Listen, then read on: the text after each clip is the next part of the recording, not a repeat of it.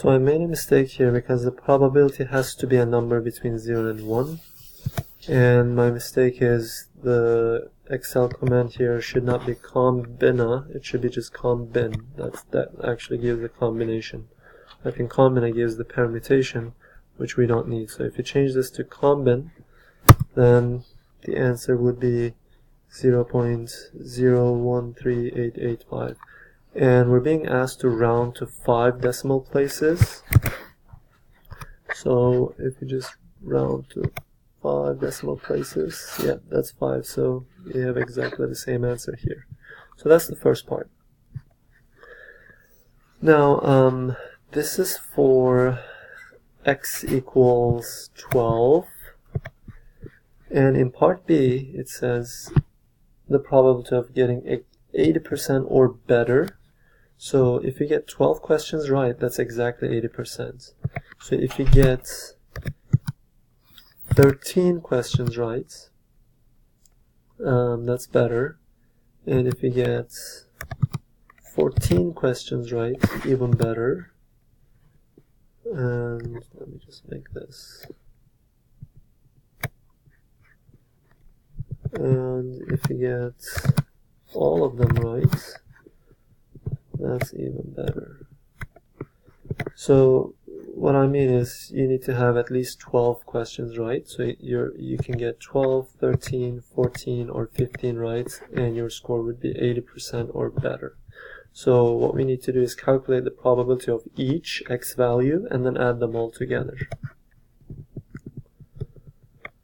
So here,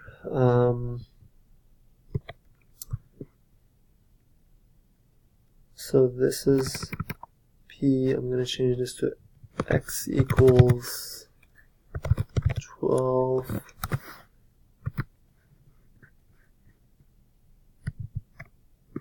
And now I need to do P x equals 13.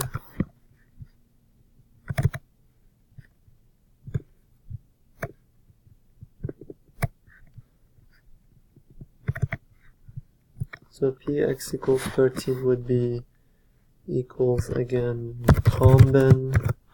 So I'm going to do 15, 13 quickly times P to the power 13 times Q to the power 2, because it's 15 minus 13.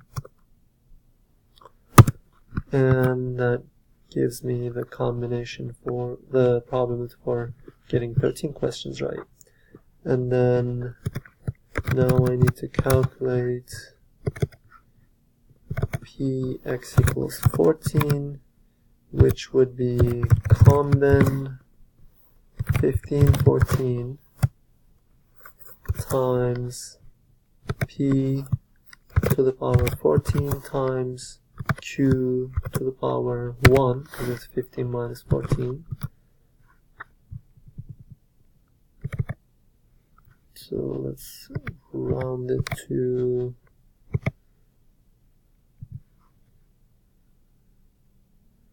3. We're being asked to round it to 3 decimal places. Anyways, we're going to add in the end, so it doesn't really matter. And then here, doing this for x equals 15,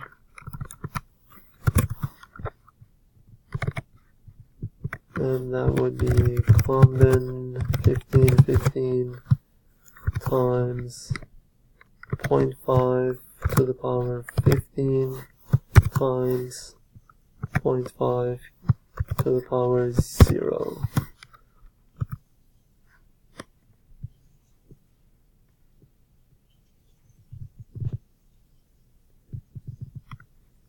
And so that's a number, something like that.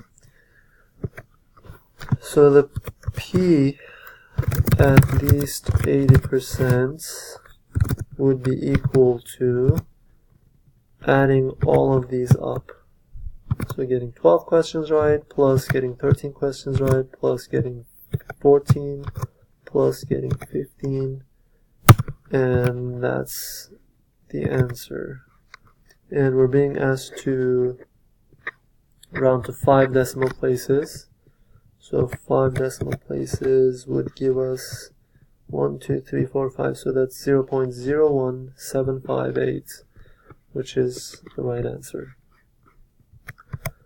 So question 2 is about a coin being tossed, and this is not a fair coin.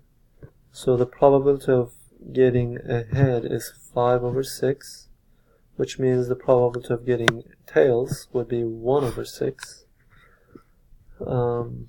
So let's write those down. So P heads, I'm going to put equals, because if I do 5 over 6, it turns into a date. So 5 over 6, and this is the decimal value. And then the tails would be just 1 minus, because the only two probabilities, it's either heads or tails. So that's 1 minus 5 over 6, which is 1 over 6, and this is the decimal value. So these are the probabilities of getting heads and tails for this particular coin. So the question is, what is the probability of getting all heads or all tails in 2 tosses? So we flip it twice. So what we want to get is either heads heads, or we want to get tails tails. So then heads heads would be these probability multiplied twice. So it's 5 over 6 times 5 over 6, and in decimal value, when you multiply this by itself, that's the probability of getting heads twice. And then getting tails twice would be 1 over 6 times 1 over 6 again, which is 1 over 36, and that's the probability of getting 2 tails. So when we say the probability of getting all heads or all tails, then either one of these are acceptable. So then P heads heads or tails tails would be the sum of these two. So add these two up. That's your answer, 0.7222. There it is. So the next problem, number 3, is fairly easy. So there's this statement, is this true or not? Why not? So if 2 normal distributions have the same mean and standard deviation, then they have the same shape. So a normal distribution has a bell curve shape, and the bell curve can be wider, narrower, taller, shorter, and these attributes are completely defined by its mean and standard deviation. So the shape of the curve actually depends on exactly those 2 central measure tendencies. So that makes it a true statement, because the normal distribution is defined by the mean and the standard deviation, so you would pick A. Alright, number 4.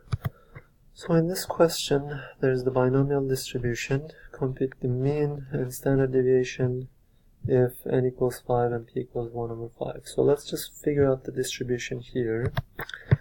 So I laid out the setup here. N is 5. X in the distribution could be 0, 1, 2, 3, 4, 5. P is 1 over 5, and 1 over 5 is in decimal 0.2. And Q is 1 minus P, which is 0.8 then. So then P of X would be a combination of NX multiplied by P to the power X multiplied by Q to the power, in parentheses, N minus X. Okay, and if you extend, okay, I wasn't able to put N here. Yes, now it's fixed. And if I just drag this over